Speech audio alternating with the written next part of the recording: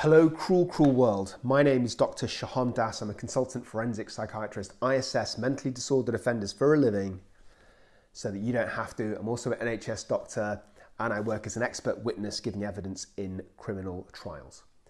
The video you're about to watch is a conversation, an interview between me and my boy Eric Hunley. Big shout out to Eric, who had me on his channel recently talking about the Marilyn Manson case. I'll put the links for his original video in the description.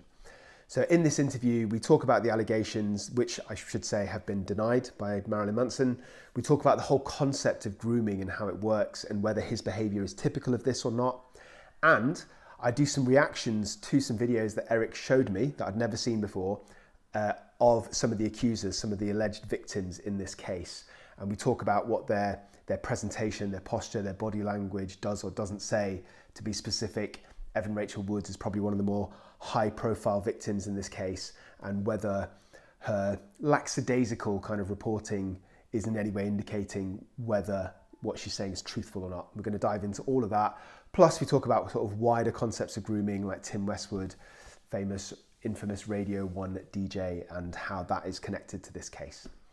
So if that all sounds interesting, stay tuned, enjoy the rest of the video, have a blessed day, stay euthymic, buy my goddamn book, and do not forget, whatever happens, don't forget, I love you.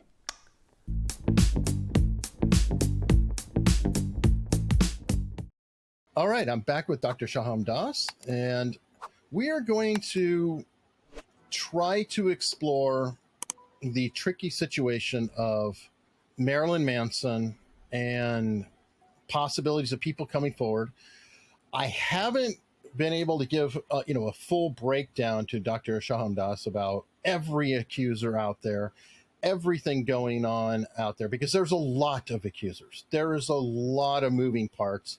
I'm still trying to get a handle on all this, but I wanted to talk to you today about a couple issues I have. One is, what is typical behavior, or shall we say more common behavior? Because I understand nothing is concrete. Yeah, absolutely. I mean, you're talking about grooming here, aren't you? About, predators. Grooming, but also I want to talk about DV and SA. Yeah. This is my layman's perspective, and from what I've read, that there's typically a pattern of behavior that you will see with someone, and it's pretty consistent. Absolutely agree with you there. So although there are variations of somebody's presentation, when you talk about people who either indulge in grooming behavior or separately commit domestic violence, there's certainly psychological cognitions that run through the same. They're very similar in terms of their patterns. Yeah, I completely agree with that. I wanted to get your professional opinion on, because one thing that troubles me about this particular situation, no doubt there's big numbers. A lot of women are coming forward saying, he did this, and this. And their stories are extraordinarily similar. Almost like they're reading similar literature. I'll just put it that way. And am I right in assuming that these women don't know each other? But they do know They haven't had contact. And they do know each other, okay. And many of them are friends. And some of them share a lawyer. Okay. They helped each other write statements, at least a couple of them. So all of this is very, very relevant, I think, and that's part of where I'm going. But there's also several women who've all said, no, never. Absolutely untrue. Yeah. If anything, he actually is kind of vanilla, kind of tame, not really that type. And this kind of bothers me because, again, from everything that, I've read and, talking to different law enforcement, different things, it's kind of unusual. Like usually if you have an offender of some kind, they do it over and over. It might be levels or whatever, but it's a pattern of behavior. I mean, if you're around somebody, you're intimate with them all the time, your core comes out. Is that a fair statement? Yes and no, Eric. So it's just different between different perpetrators. Sure. So when you were saying that, the one thing that just jumped into my mind was Jimmy Savile. So obviously, there's no doubt about the horrific scope of the amount of abuse that he's occurred, but his personal secretary, who is an elderly woman now, who's known him for decades, absolutely does not believe any of the accusations against him, despite the overwhelming evidence. And she said many times on record, she could be lying, but I think she's telling the truth. She's like this sweet old woman. You know, she's never been in trouble with the police ever in her life. She just doesn't believe any of it. So I guess the point I'm trying to make is that it's possible, if perpetrators are particularly, you know, slippery and manipulative, that they pick their victims and their targets. Also, they might like, you know, have a proclivity to a certain type of victim or a certain type of, you know, sexual partner. So I guess what I'm saying is that for a lot of people, what you're saying is correct. For a lot of perpetrators that we see, they're basically opportunistic predators. So they use any kind of opportunity to get sexual gratification. But there's definitely a small group. I mean, I've talked about some high profile cases. There's also some people that I've assessed professionally who commit their sexual offending in a very sort of restricted groups of people, not to everybody. Okay, well, I'm going to get specific on because I can see your point on it. I want to push back a little, though, because I think that the Savile case may be closer to like a Michael Jackson case. And the secretary would be closer to, let's say, I had one of Michael Jackson's lawyers on who said, no, absolutely, he did nothing like that. And I imagine, and by the way, jury's out. I don't know if Michael Jackson did it. I figure he was acquitted. So I'm just going to say he was found not guilty. So I'm going to move with that. And the poor man is dead. So I'm not. I'm not going to relitigate his case. I think that's a little wrong. But Jimmy Savile's secretary is not an intimate partner. He dated and was with Rose McGowan, lived with her, was engaged with her. She never had a problem with him. Even wrote in her biography how he was one of the good people. She is one of the founders of Me Too. Now, later on, she got mad that got brought up, and she's saying, I don't care, blah, blah, blah, that doesn't mean anything, blah, blah, blah. I am all for Me Too. But it's still interesting. He is with somebody, he lives with them, he's intimate with them, he has a full relationship with them. Is it unusual that some he's sweet as the driven snow, and others, he is a complete nightmare demon? Yeah. So my answer to that, Eric, would be it's unusual, but it's not impossible. So one possibility is that it's all fabricated and that he's not a predator, he's not sort of domestically violent, which could fit in with the picture of exactly what you're saying from his ex-partner. Another possibility, I'm just saying it's a possibility, I'm not saying this is definitely what happens, is that it could be that he's violent in certain contexts. So if he has a partner that's you know, doesn't challenge his beliefs, for example, doesn't challenge his opinions, doesn't answer back, isn't particularly hostile, then it's possible that he doesn't feel this need for power or control or dominance because he doesn't feel his authority is being questioned. Whereas in other situations, in other partners who maybe resist him for in whatever format, whether that's just disagreeing with his opinion or refusing him, you know, sex when he's in the mood for it, then it could be that he turns to violence in those situations only. So I suppose I'm saying I don't know what the answer is, but I think there's more than one potential answer. That's well, like anything, there's definitely more than one. And I'll throw another wild card in. Could illegal drugs be a factor as well? In terms of his behavior towards women, you mean? Yeah, absolutely. So we know that some drugs, things like alcohol and cocaine, disinhibit people. So it makes them less wary of the consequences of their actions. And if they are naturally a little bit aggressive, then it disinhibits them to the point that they can discharge violence with a lower threshold.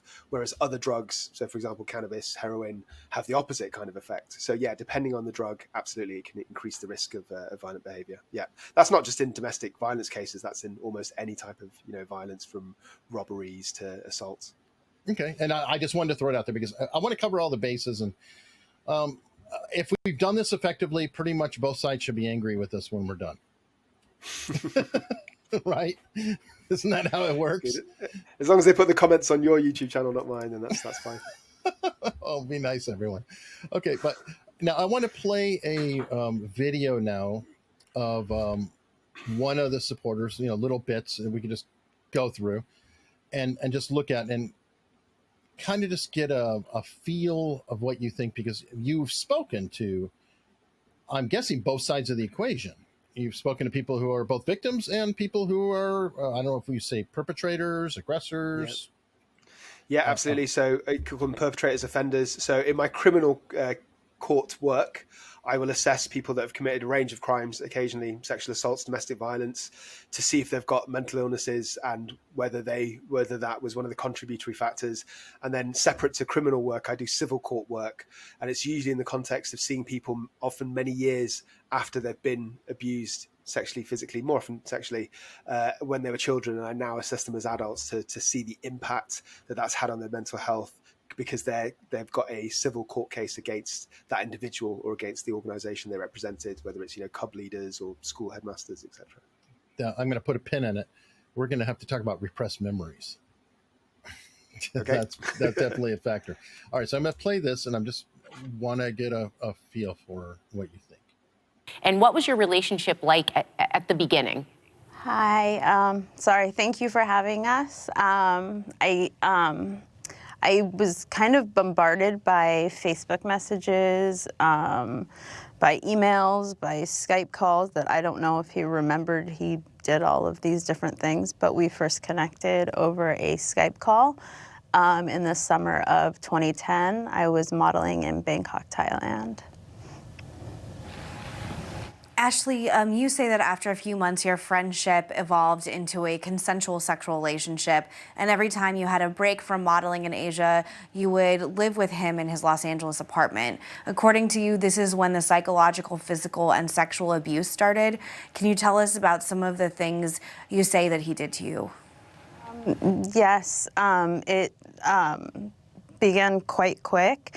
I flew out, and within the next day I was in his home. I woke up bound, and he was having sex with my unconscious body. So that was my my first experience, and then from there it was the abuse just worsened. I was dehumanized, I was degraded, I was treated like an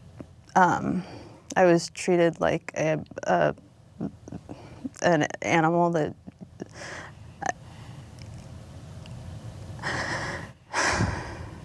yeah. Hopefully that gave a little bit of impression. I'm going to go now and play another video, somebody else. So you first met Marilyn Manson, who's, by the way, his real name is Brian Warner. Brian Hugh Warner. Brian Hugh Warner, okay. In 2006, when you were just 18 and he was 37, okay. You say it started off as a friendship, but then you say that he started grooming you, which we often hear that term amongst abusers. Yes. From the abused, basically. So I'm curious, what drew you to him in the first place? And tell us how the grooming worked. Well, in the first place, I was not drawn to him. He was drawn to me. I see. He approached me under the guise of work, false promises, and that is part of the grooming process. He was grooming me the second he said hello. Because grooming is when you present a false persona to somebody and you tell them lies to lure them into a false sense of security so that they become vulnerable around you. They start opening up, they start giving up their secrets and vulnerabilities. And so you're mining information. Yeah. You know, it's the epitome of a wolf in sheep's clothing. And once they have the information, once they know that you feel safe, they know that the manipulation can start. And so that's part of the grooming process. Okay. Hopefully that gives you just kind of a sort of a baseline in presentation. Sure. So there are a few things jump out to me. So the clip of the first lady, I think, is quite interesting because generally speaking, when abusers groom their victims, they tend to pick on people who are quite vulnerable. So they tend to pick on people who might be quite isolated, might be withdrawn, maybe don't have many friends or family. And they tend to the perpetrators themselves come from some element of authority. So I don't know about the first bit because I don't know enough about that victim, but Marilyn Manson certainly would fit into a category of somebody who comes from a place of respect or authority. So we've seen that loads of different times with celebrities quite recently. So R. Kelly would be a huge case. I don't know if you've heard of a man called Tim Westwood, but it's a big case in the UK because he's actually British, like one of the biggest hip hop DJs in the UK of all time. He's very old now, he's in his 60s, but he was using his position of being like the gatekeeper of British urban music to lure these young women, or black women, I should say, with the promise of like record contracts or helping them up in the world of music, and then sort of pouncing on them and jumping them and sexually abusing them. Allegedly, there's lots and lots of different allegations that come out. It's yet to go to trial. So I'm not saying Marilyn Manson is guilty. I don't think anyone can say either way, and I think we will find out as more information comes out. But if he is guilty, then it certainly fits the pattern of how people, especially people in authority, use their position to gain the confidence of vulnerable individuals. Having said that, one thing that did strike me as quite unusual with the First Lady's report, I'm not saying it's not true, I'm just saying it's not typical, is that it appeared that he abused her very, very quickly. So I think she said, the very next morning after they'd met, he was abusing her sexually. And usually that's not how grooming works. Usually it's very gradual increases in boundary breaking, which is absolutely, gaslighting, pushing certain sexual boundaries, doing things that makes them feel a little bit uncomfortable, then doing a little bit more the next time. To take 𝐿_𝐸, for example, he was kind of, using these women as sexual tools for his friends, and it's a gradual thing. It's quite unusual for it to happen sort of overnight. So that's the thought about the first clip. The second clip, with all respect to Evan Rachel Wood, I think she's got the definition of grooming wrong. I'm sure the experience that she had might have been correct from her perspective, but that's not really what grooming is. Grooming is more about it's less about kind of getting information to blackmail somebody. It's more about increasing somebody's confidence or reducing their suspicion with the perpetrator. Normalizing behavior, right? Absolutely, normalizing behavior. And it's not necessarily just towards the victim. It's also often, especially if it's a young person that's being abused, it's towards their family and towards their parents. So it's making the victim feel more comfortable with the perpetrator being in their life. And that might be initially with small physical contact, and then it increases to cuddling and kissing, and then eventually, sexual abuse. Also, I don't know if it's 100%, but isn't grooming typically someone younger? So for somebody younger versus an adult. Yeah. I think that's because I'm trying to think the right way to word this. I think because younger people, especially children, are so emotionally naive that it's easier to kind of emotionally manipulate a child than it is an adult. Doesn't mean it can't happen to an adult. It certainly can. You see it happen. An adult would be more of a coercion than a groom, right? Yes and no. So a coercion is more about making them do something they don't want, which is at the heart of grooming. But grooming is more about tricking somebody into thinking that you're their friend. So it's more about increasing their confidence in you, if that makes sense. Okay, and grooming can also be not sexual. I mean, you could groom somebody into robbing a bank, right? If you're adjusting their natural values to fit with whatever you wish them to be. Absolutely. So you're manipulating them for your own agenda. But just to finish off your previous question, grooming can occur in adults, but it's associated more with children because it occurs more often in children, especially emotional grooming. You've talked to many known victims, as we put it. Yeah.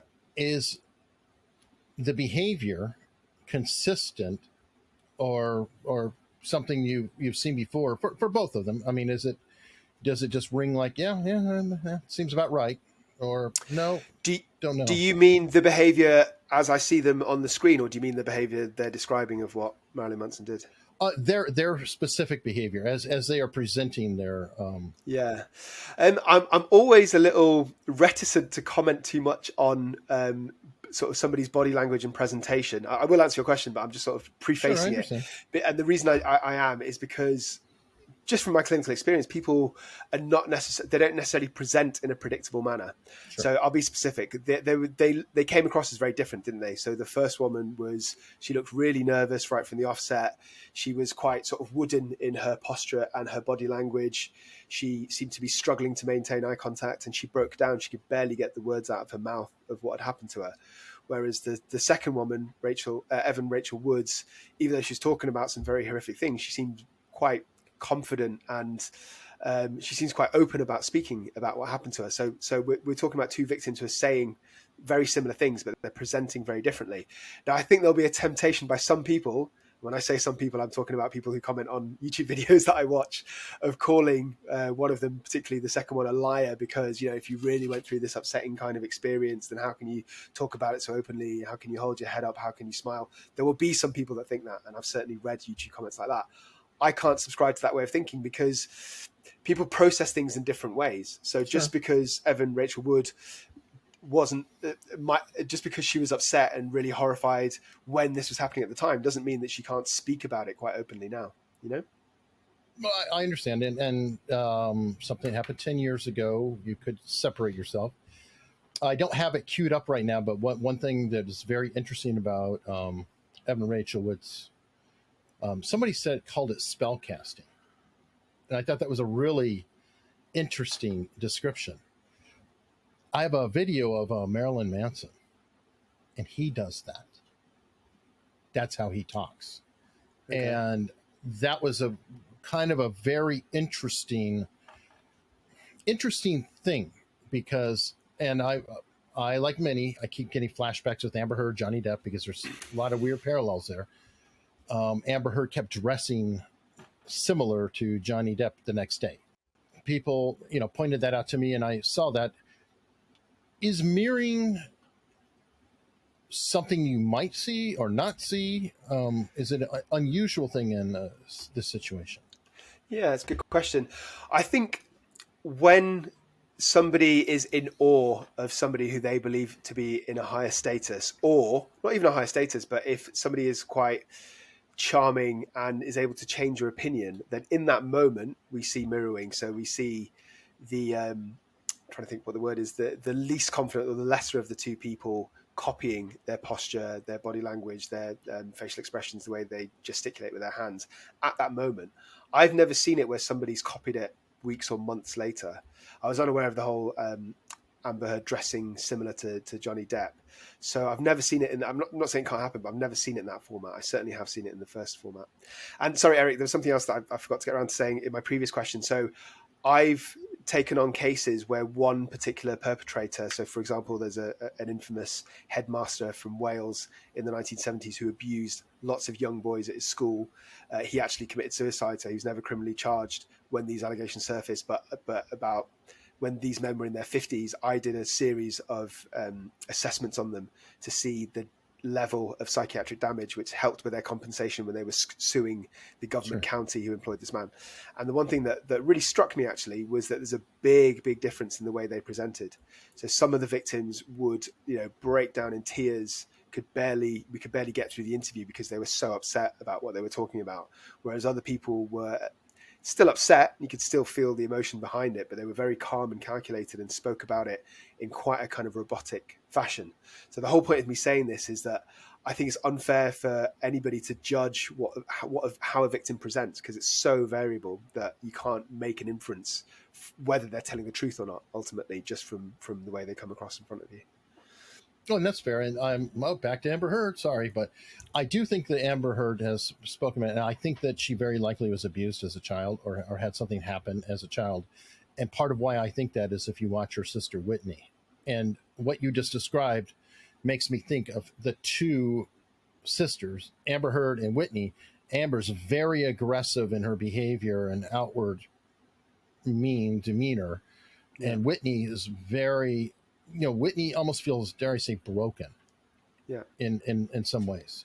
Would that be a fair analogy to what you were describing? Yeah, absolutely. And not only is that probably reflective of the internal emotional turmoil that's going on, it could just be how sort of shy and confident people are in front of a camera, right? So somebody who's made a living from being an actress, that's used to having cameras shoved in their faces and surrounded by people, and, you know, being put in an emotional state, is probably likely to be a bit more detached than somebody who's a bit overwhelmed with the whole situation. You know, somebody who's used to being an A-list or a B-list celebrity for most of their life is probably going to be able to take that kind of pressure more than her sister. Okay. Now, one more piece of information about the first person.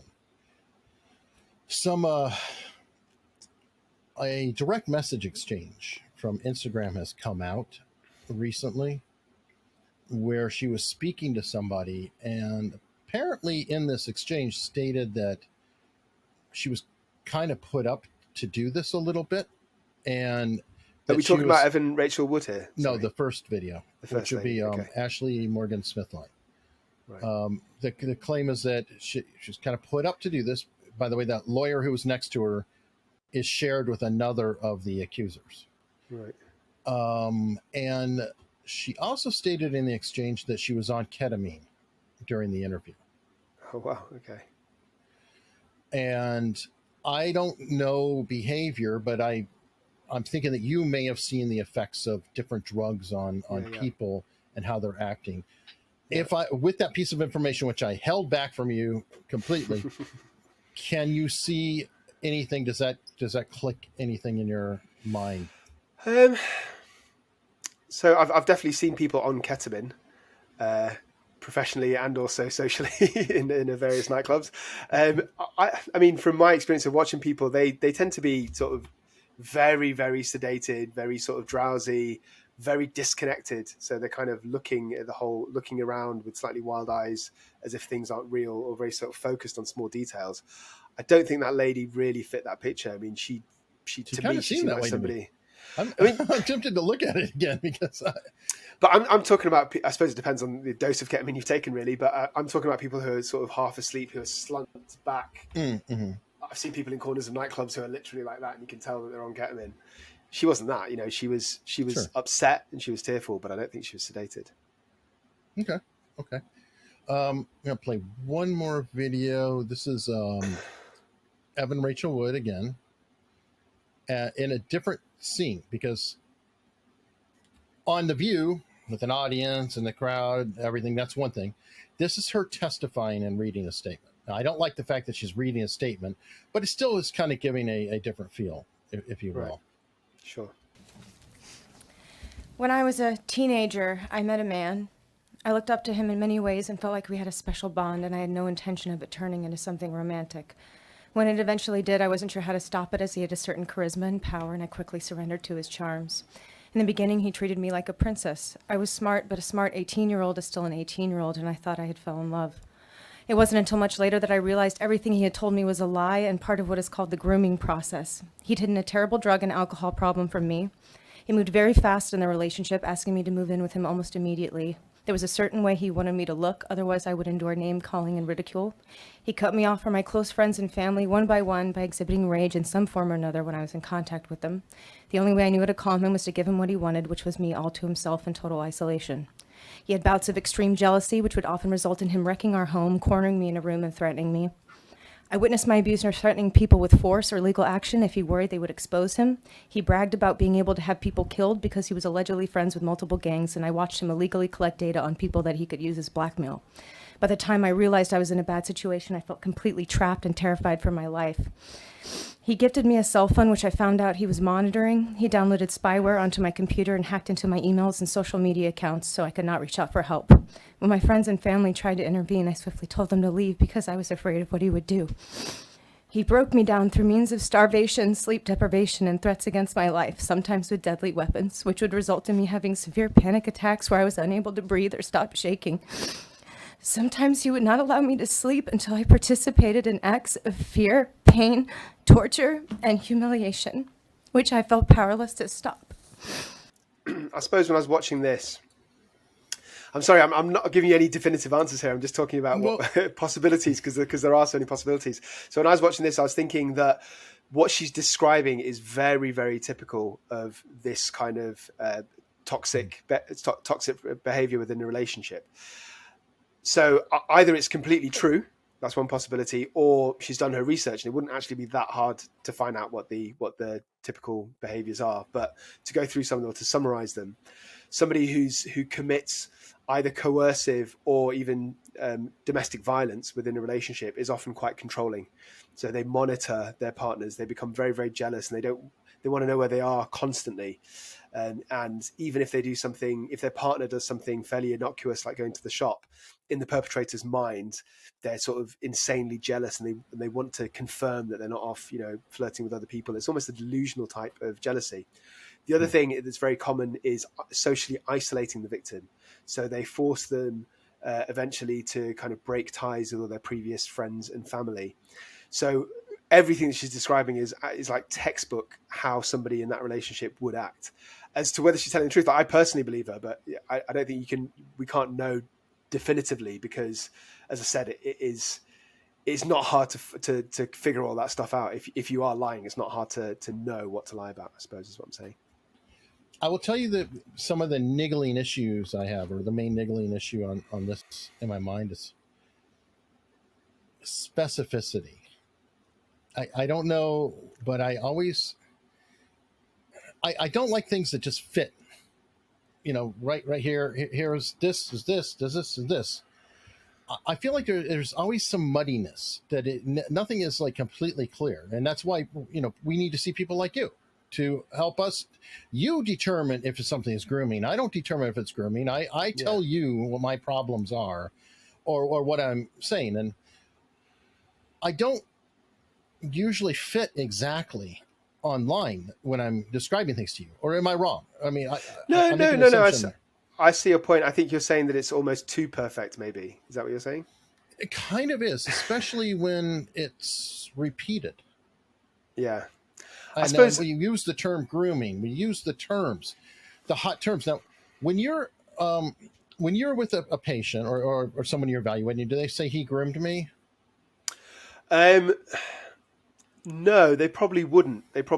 But then you have to appreciate there's a couple of things. One huge thing is that when I'm making my evaluations, when I'm giving my evidence, I don't go just on what I'm seeing in front of me, either from the perpetrator or the victim. I go on hard evidence, right? So I go on the police reports. In cases like this, sometimes I have pictures of the victim after they've physically been beaten up, or I've seen witness statements of neighbors who've seen the individual get beaten up. So I guess what I'm trying to say is that I'm happy to comment on these videos, but until we actually have that evidence, or a lack of that evidence, everything of what we're doing is a degree of speculation. Yeah. Oh, yes. There's a warning label on my video. No, I'm just kidding. This is complete speculation, but I'm just wanting to I suppose the other thing that I would say is, you're right. Where the most people that I see who've been a victim of grooming don't use the term grooming because they don't necessarily know what it is. But I would see them, if it's a criminal case, I'd probably get their witness statements very soon after this has all occurred, within the first few weeks. Whereas this is slightly different, I think, because she's obviously had time to practice, whether it's factual, which I believe it is, or fallacies, which is possible, but not what I think.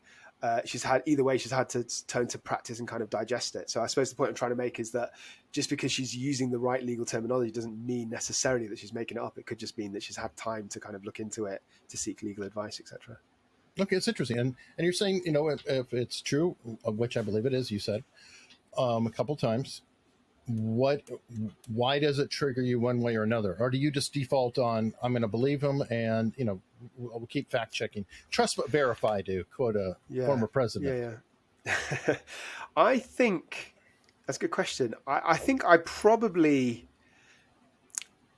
maybe it's a slight bias that I have, but I generally believe female victims, generally. I think probably because in my professional career I've seen, so you'll know this, but for your viewers, my job is never to decide whether somebody's guilty or innocent. That's only for the courts. Right. My job is, after they've been found guilty, to try and figure out if there's any sort of psychiatric reason. If there were psychotic hearing voices would be an example. So I'm not used to deciding whether somebody's guilty or not guilty. I only see cases where domestic violence or grooming definitely has occurred. So I think that skewed me to believe the victims and to not believe the perpetrators, because that's what I see in my clinical practice. Okay, and that's fair. I wanted to ask, especially the two pretty distinct presentations from the same person. Yeah, and I suppose the other thing is, the other thing that muddies the water a little bit is that you told me that a lot of the victims know each other and are friends. Despite what I just said, that does make it a bit more complicated, I think. So I mentioned this DJ Tim Westwood, and again, the criminal trial hasn't happened, but what was remarkable is there was lots of victims who didn't know each other, never met each other, but the way that he allegedly attacked them, in the back of his car, taking them to his flat, making promises, and then suddenly stripping his clothes, jumping out of the bedroom.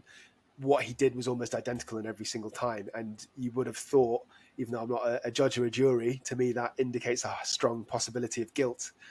Slightly different in the Marilyn Manson case if they all knew each other, because if it is a big conspiracy and if they're after, if they're lying for money, which I don't think is the case, but if it is possible, then that muddies it, doesn't it? Because it kind of increases their ability to do that. Okay, I'm going to bring up one last point because I'm holding you long and I apologize. That's quite right.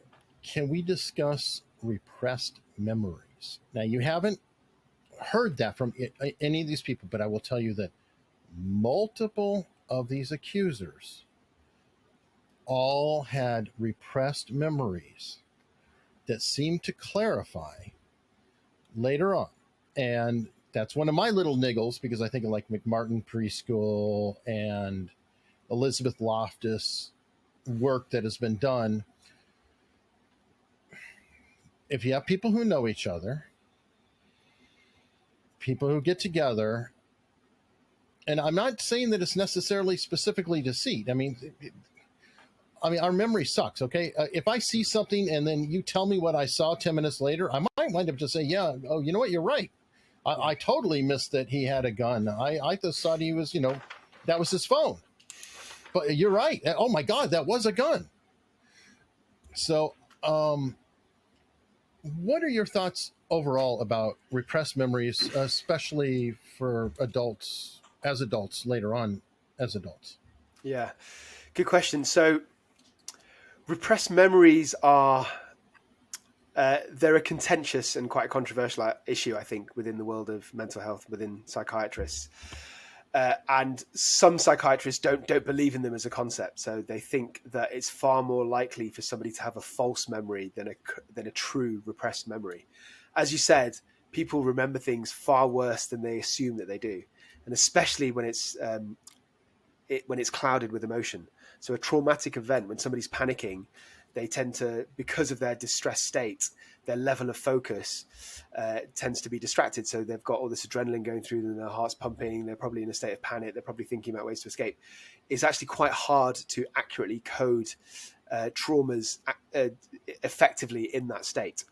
So I guess this is a roundabout way of me saying that I'm skeptical about people that claim that they have repressed memories in general. I think the exception to that might be when it happens to somebody who's very, very young. So, when your memories are forming, when you don't really understand the situation, a 3-year-old might not understand if they're being abused. An adult absolutely definitely would. So I suppose I give them a bit of leeway in that. You might know this more than I do, but I believe there's at least one case of a man who was charged with sexually abusing his own daughter because she came out with these apparent repressed memories through hypnosis. And I'm trying to remember the details. I think he actually went to prison. Loftus' work. Okay. Was on that. And then did he go to prison and then he was released afterwards due to... I don't know the full details. The bigger one I know is McMartin Preschool, where that was part of the Satanic Panic. And they literally were saying there were torture rooms under the school. Right. And, it was like just really grandiose. Kind of similar to what maybe we just heard. And did it turn out to be false, or what they said? Yes. Okay. Yeah. And the other thing I spoke to the FBI agent, Ken Lanning, who investigated that and, or handled a lot of that. I suppose the other issue for me is that people unintentionally, subconsciously, are far more pliable and easy to persuade than we think. So if something strongly suggested to somebody who thinks they might have a repressed memory, unintentionally an idea can be planted in your head. So if a hypnotist, a therapist, a police officer even is saying, either directly or indirectly through their tones, we think this happened to you, and the person's really not sure, it's not unusual for them to take on that into what they think is a true memory. So for all these reasons, I'm a bit skeptical about repressed memories and the accuracy of them. If I told you that multiple of the accusers all had repressed memories, these memories were repressed as adults, and they have come back to them also as adults, these people who all know each other, would it start to give you pause? Yeah, I think that's fair to say. Yeah.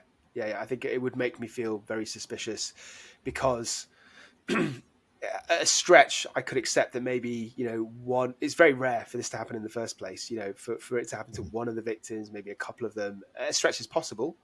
For it to happen to several of them, that would make me, very skeptical about the whole thing. Absolutely. Okay.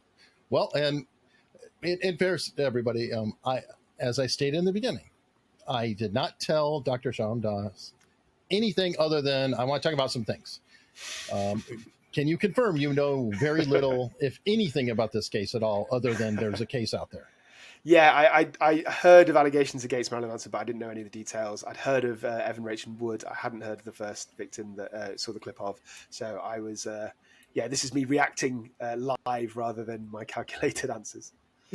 And in fairness, any incorrect information or anything that was given to him that is not clear or not complete is completely my fault and is not your fault, Dr. Das. So I want to put that out there because I definitely want to clarify, roles. So Marilyn, if you're watching, you have to sue this man below me, not me. All right. Well, Dr. Das, this has been outstanding. We can find out more from you on the YouTube channel, A Psych for Sore Minds. Yeah, that's right. So it's my YouTube channel. I kind of talk about areas related to mental illness or offending. So sometimes I do high profile cases. I mentioned Tim Westwood before, R. Kelly. I've done some stuff on Will Smith recently in his apology. And sometimes I talk about my own personal cases and do my own kind of psychoanalysis. So, and soon to be Marilyn Manson, because I stoked your curiosity. Yeah, maybe.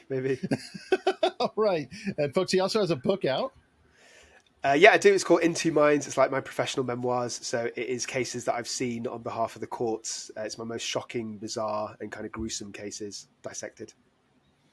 All right. Well, thank you. Now, folks, as I always say, it doesn't really matter what I think. It kind of does matter what Dr. Das thinks because he's a professional. But I really want to know what you think. So please comment below and tell us. Do you think that Marilyn Monster, new tongue, just breaking it in. Do you think that Marilyn Manson is a monster amongst us? Or do you think that we need to explore every single case for every bit of evidence and there could be some nuance in here? Or do you think he's not guilty? He's being set up? Please let me know.